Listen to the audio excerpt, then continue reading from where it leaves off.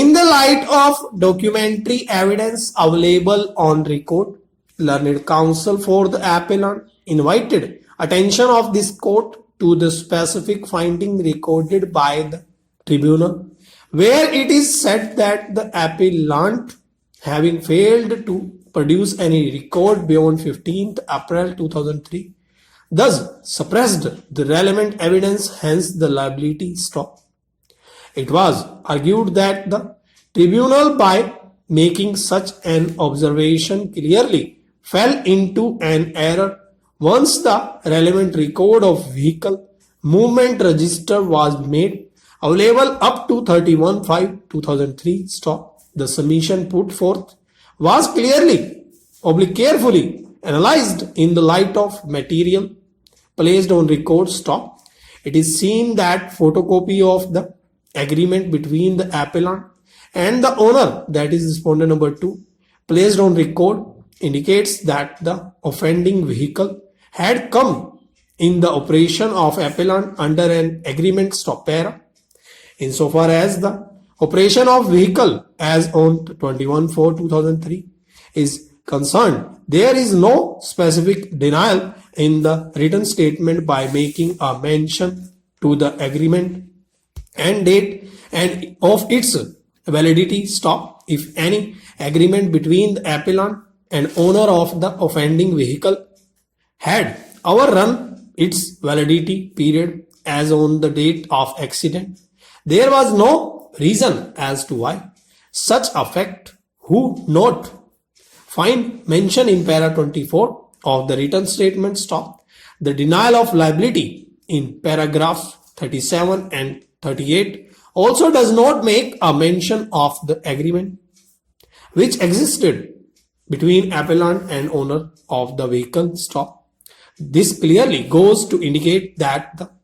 appellant had not set up a case on the strength of agreement of which a photocopy was filed, and the invalidity whereof ought to have been proved on the strength of evidence. The agreement placed on record, however, gives a sufficient indication for this court to draw an adverse inference due to the reason that the agreement does not bear date of its commencement in the opening para. It is further gathered that the addition of period of validity in the relevant paragraph is handwritten, whereas rest of the paragraphs drawn the argument valid for a period of 11 months, extendable for a further period of 3 months, would make the sense complete. The addition in handwriting restricting the operation of agreement is suspicious. The date mentioned at the foot of the agreement is not clear as to its validity, which reflects nothing but an evasive attempt on the part of appellant. The agreement having been filed by the appellant along with an affidavit shown that there was a contract between the appellant and the owner, whereunder possession of the vehicle vested in the appellant as on the date of accident.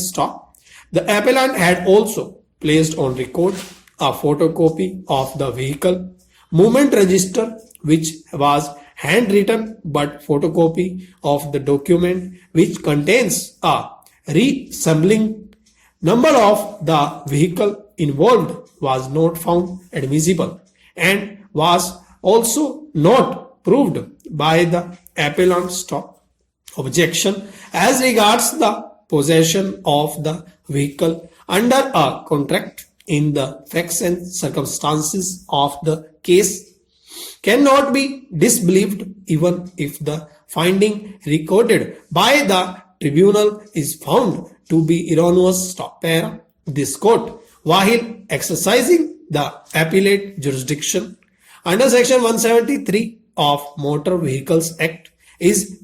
competent to record a finding of fact having regard to the material available on record. Once possession of the offending vehicle is found to be vested in the appellant on the date of accident, and the view taken is support by the apex court, decision rendered in the case of Uttar Pradesh State Transport